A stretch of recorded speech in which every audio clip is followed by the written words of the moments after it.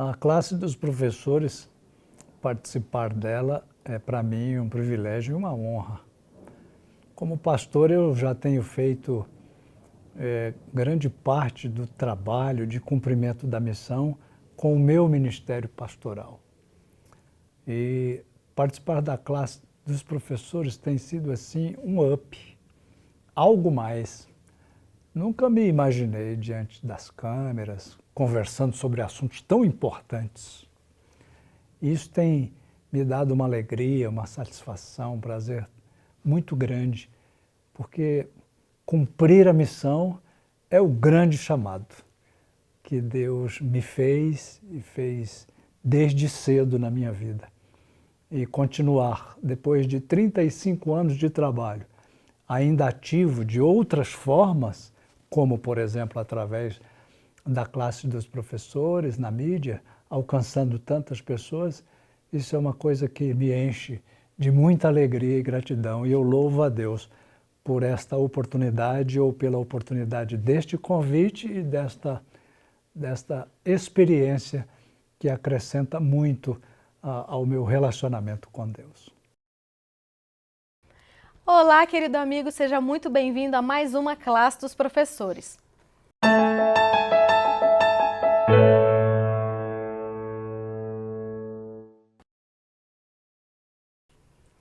Essa semana nós vamos estudar a lição de número 4, que tem como título A Esperança do Antigo Testamento. Mas antes da gente começar, eu vou pedir para você ajudar a gente a divulgar o projeto da classe dos professores.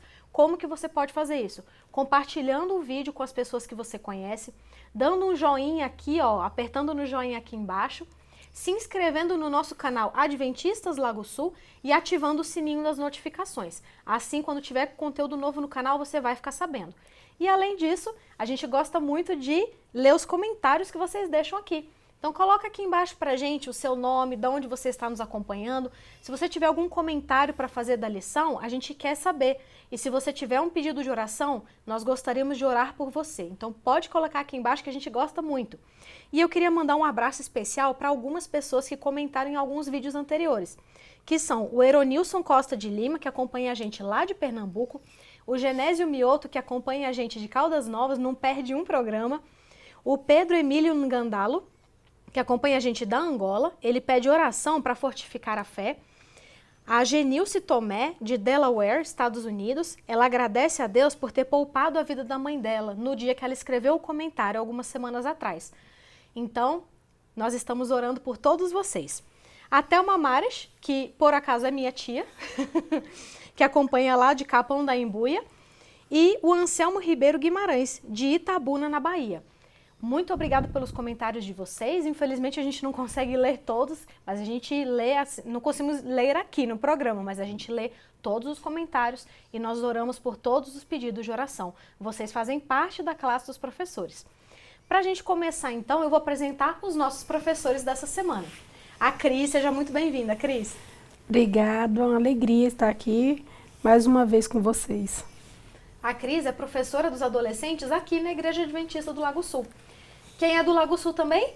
É o Gilson. Seja bem-vindo, Gilson. Obrigado, sempre um prazer estar aqui para poder estudar a lição com vocês, né, e com os nossos irmãos aqui da igreja. E ao lado dele nós temos o pastor Flávio, que é pastor do distrito do Penorte, em Ceilândia. Seja bem-vindo, pastor. Obrigado, Jéssica. Obrigado, amigos, por mais essa oportunidade de a gente poder crescer juntos na palavra de Deus. E eu sou a Jéssica, também sou membro aqui da Igreja Adventista do Lago Sul. Então, para a gente iniciar o estudo, Gilson, você poderia orar, por favor? Claro. Vamos orar.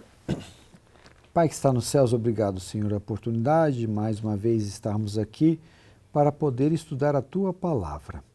Possamos usá-la para a nossa vida pessoal, também para a nossa igreja, para os nossos amigos, e possamos nos preparar, Senhor, para a Tua breve vinda, que ela possa ser luz para nós e que também possa despertar os corações e as mentes dos ouvintes.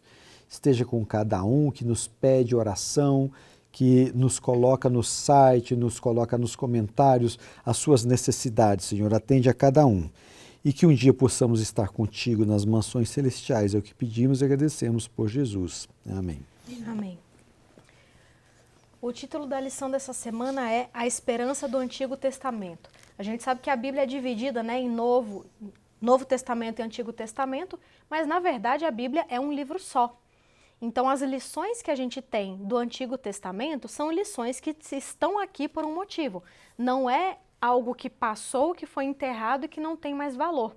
E toda a esperança contida no Antigo Testamento é extremamente valiosa para nós, né, para o Novo Testamento. Estamos vivendo agora, né, na época após o nascimento e morte e ressurreição de Cristo. E tudo isso é importante. Então, nessa semana, a gente vai conversar sobre o Antigo Testamento, a esperança estampada nesse Antigo Testamento e como nós podemos usar essa esperança, aplicar essa esperança para nós aqui hoje. E a lição vai refletir muito sobre o conceito da ressurreição final, que se desenrolou nos tempos do Antigo Testamento, com um foco especial nas declarações de Jó, alguns salmistas e dos profetas Isaías e Daniel. A gente sabe que Jó não chegou a conhecer Jesus, né? Não chegou a conhecer Jesus pessoalmente. Mas ele, né, pastor, sempre teve uma certeza de que ele veria Deus. Como é que a gente pode ter essa mesma certeza que Jó? Essa certeza de Jó é uma certeza linda. Eu digo que é uma das passagens minhas favoritas na Bíblia. Porque Jó é uma pessoa que eu tenho certeza que sofreu talvez mais do que todos nós aqui.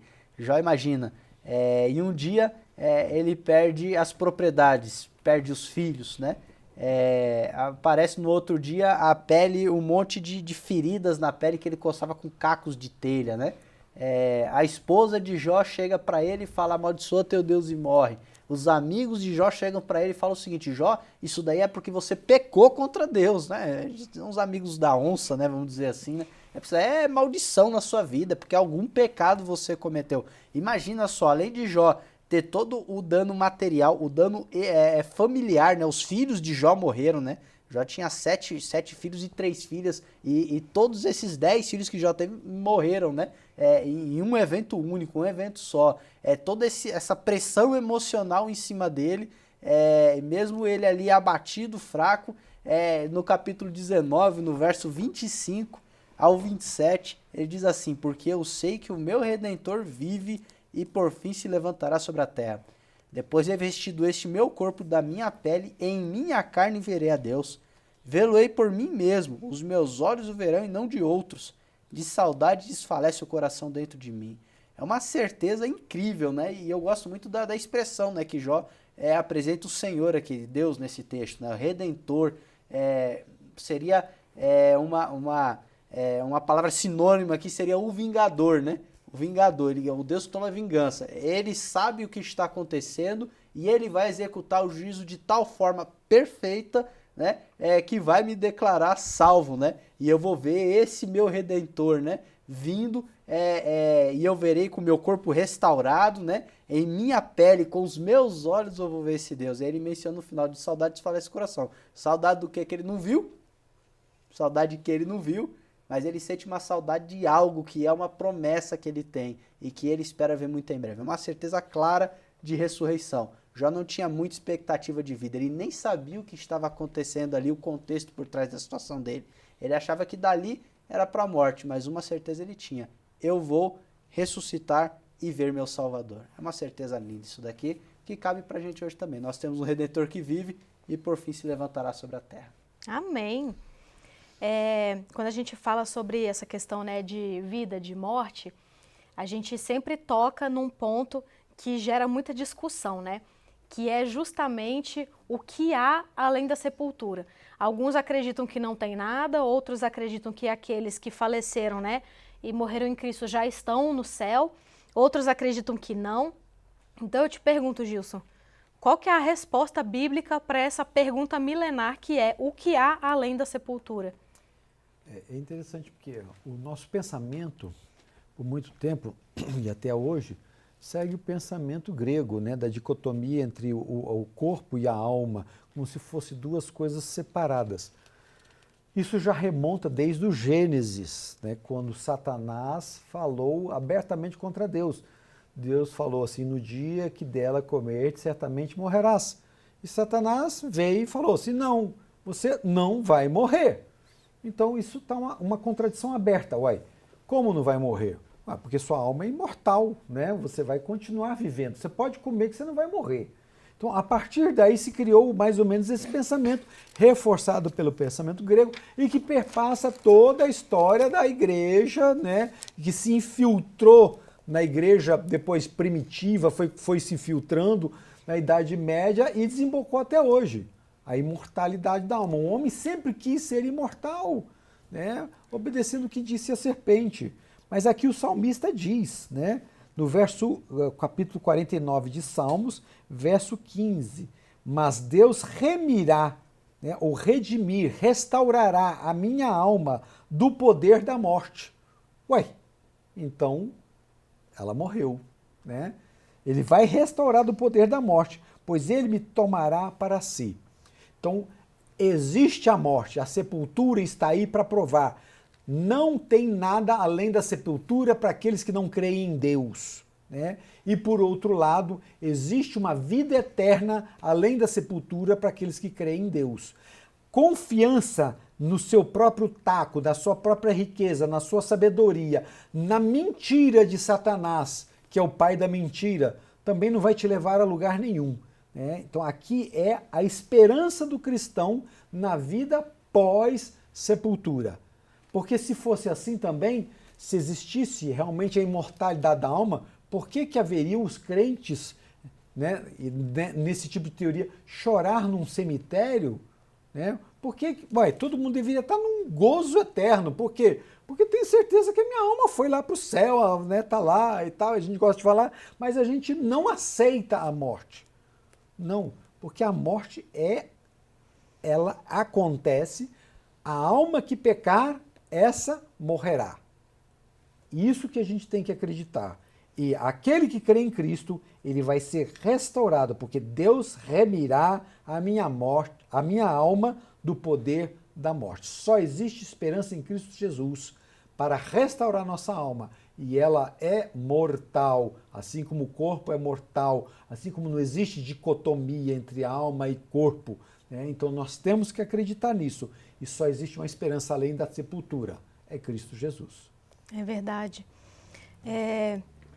Uma lição também que a lição traz aqui, né, um aprendizado que a lição traz, na lição de terça, a lição tem como título Das Profundezas da Terra. E aí a lição de terça-feira, ela fala especificamente sobre como o salmista encontrou esperança no momento de desespero, porque ele se lembrou de como Deus havia cuidado dele no passado. E como essa lição é importante para a gente, né, Cris? Como a gente consegue colocar isso em prática hoje em dia na nossa vida, né? Com certeza, né, Jéssica? Primeira coisa que nós devemos considerar é assim, que Deus ele não se distancia da gente. A gente que se distancia de Deus, né? Quando a gente deixa de orar, quando a gente deixa de ter o nosso estudo diário.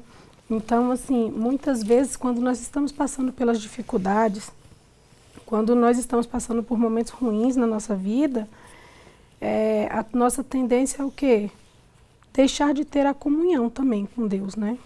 Então, quando a gente vê Cristo como um amigo, porque o salmista ele afirma ali que ele encontrou um conforto em Deus e sabe que mesmo passando pelas dificuldades, ele pode o quê? Observar como Deus conduziu a vida dele no passado, né? E assim, quando a gente olha também, olha para a nossa vida, olha como Deus conduziu a história no passado, a gente também pode ter a certeza de que Deus está conduzindo tudo e que Ele não se distancia. Eu me distancio de Deus com as adversidades, eu deixo de acreditar que Ele pode solucionar meu problema. Então, os momentos difíceis não é para a gente se afastar, mas sim para a gente se apegar, para a gente olhar a nossa trajetória e não esquecer de que o Deus do passado é o Deus que cuida da gente hoje. Com certeza. E a lição fala também sobre uma dicotomia, né, entre morte e vida. Isaías fala, né, tanto é que o título da lição é Seus mortos viverão. E aí Isaías fala justamente sobre morte eterna e vida eterna. Como que a gente pode entender esse contraste, pastor, entre morte eterna e vida eterna? É interessante que essa doutrina da ressurreição, ela não vem do Novo Testamento. A gente usa muito o Novo Testamento para falar dela, Mas no Antigo Testamento já havia referências para ela, como a gente já está vendo aqui nas histórias, na lição, né? Mas especialmente Isaías ele separa, né? Vai ter a morte eterna, vai ter a vida eterna, como um apelo. Para que lado você vai querer estar? Você vai querer estar do lado da vida ou você vai querer estar do lado da morte? Olha só o texto, no Isaías capítulo 26, no verso 14, ele diz assim: mortos não tornarão a viver, sombras não ressuscitam. Por isso os castigaste e destruíste, eles fizeste perecer toda a memória. Aqui é uma referência à morte eterna, tá? E não é a primeira morte, é a segunda morte, tá? No verso 19, ele já lança luz sobre a vida. Ele diz assim: os vossos mortos e também o meu cadáver viverão e ressuscitarão. Despertai e exultai os que habitais no pó. Porque o teu orvalho, ó Deus, será como orvalho de vida e a terra dará luz os seus mortos. Ou seja, é uma escolha, é um chamado, é um apelo. Você só tem dois caminhos: o caminho da vida ou o caminho da morte. Tá? O caminho da morte, morreu, acabou, deixou de existir, não vai ter memória, não vai ressuscitar mais. Agora, se você escolher o caminho da vida, ainda que a gente passe pela primeira morte, você será ressuscitado, e aí você vai desfrutar de uma vida eterna ao lado de Deus, sem morte. Então isso daqui já é algo já falado desde o Antigo Testamento, que dá certeza para os profetas, para as pessoas fiéis, antes da vinda de Cristo, da primeira vinda de Cristo aqui nesse mundo, e claro que lança a base para ser falado de ressurreição lá na frente, no Novo Testamento, depois. É verdade, e ressurreição é sempre um tema importante, um título importante, né? Se Deus quiser, a gente vai estar lá, na manhã gloriosa, né? Mas a gente tem que meditar sobre o que significam as coisas, porque a gente vê que na Bíblia, absolutamente tudo tem um significado. Nada é à toa. Todo número tem um significado, cada ação tem um significado, cada decisão tem um significado, cada história tem um significado. E aí eu te pergunto, Gilson, qual que é o significado da ressurreição em si? O pó, né? Falando da dicotomia do corpo e da alma, né? A gente vê que, como o pastor falou, essa ideia já vem do Antigo Testamento, né? Da ressurreição, e a gente encontra no livro de Daniel, né? Daniel capítulo 12. E ele fala do tempo do fim, que se levantará Miguel, o grande príncipe, o defensor dos filhos, né? E no verso 2 ele fala assim: muitos dos que dormem no pó da terra ressuscitarão, uns para a vida eterna, outros para a vergonha e horror eterno. Aí eu fico me questionando, ora, se existe a imortalidade da alma, se uma pessoa morre e vai para o céu, ressuscitar para quê? Né?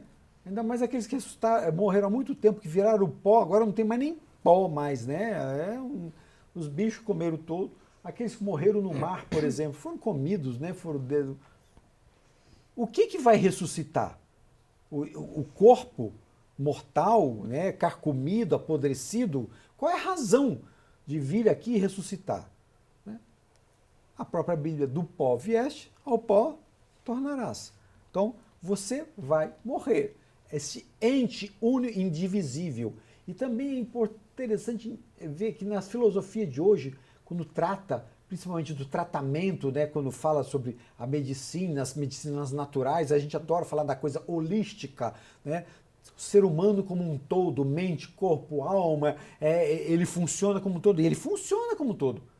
Mas é engraçado que quando morre a alma vai e o corpo fica. Aí dividiu. Não, o homem é um ser uno e indivisível. Né? É um ser que Deus criou, que ele tem vontade, percepções, que ele tem relacionamento e ele respira. O que morre é o pneuma, é o fôlego de vida que volta a Deus. Mas não existe essa alma independente do corpo. Porque um dia este corpo vai ser ressuscitado. Eu vou ressuscitar, eu vou ter a minha característica, eu vou ter memória, eu vou reconhecer as pessoas, então sou eu mesmo. Se existe a imortalidade da alma, não tem razão nenhuma para eu ter uma ressurreição, para eu nascer do pó da terra. Assim, sabe, não entra na minha cabeça, parece até uma coisa caricata e teatralesca. Vem aqui para fazer o quê? Ressuscitar quem já estava lá?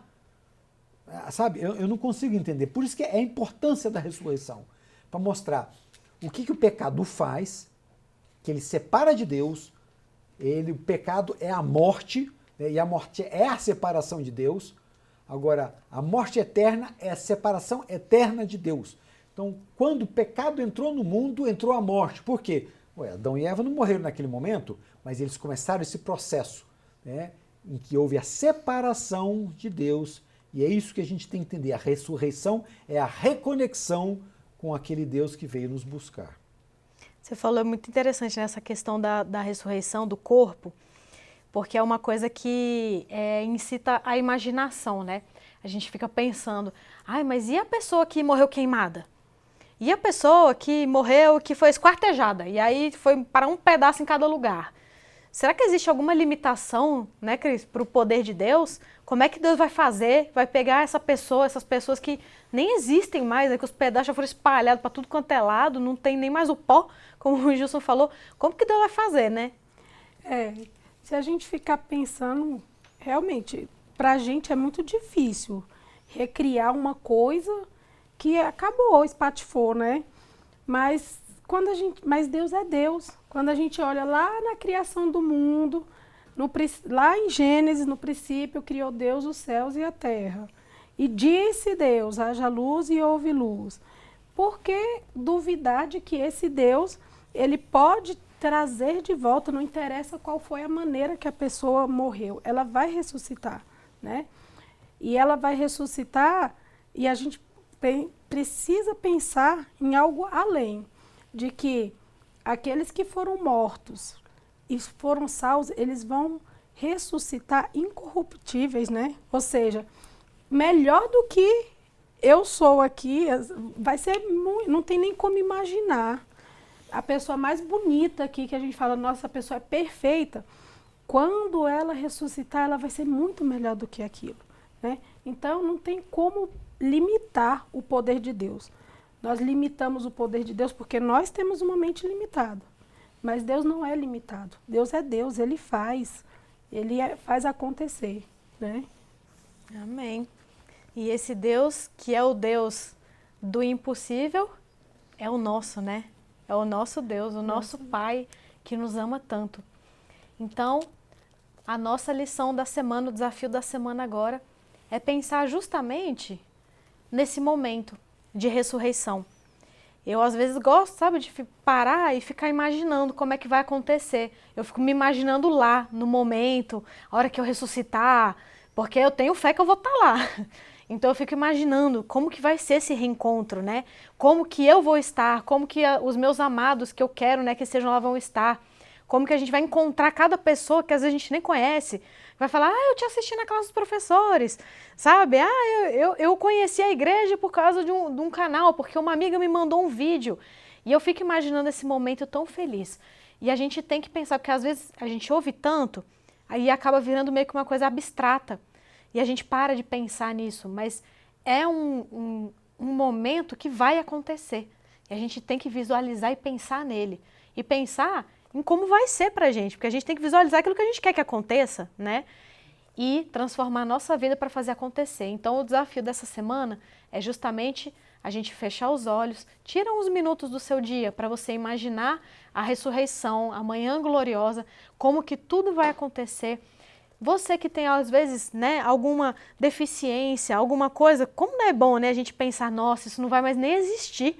Ninguém vai precisar nem se preocupar mais com isso. Coisa que a gente não pode fazer aqui na Terra, a gente vai poder fazer. Então, o nosso desafio essa semana é pensar nisso.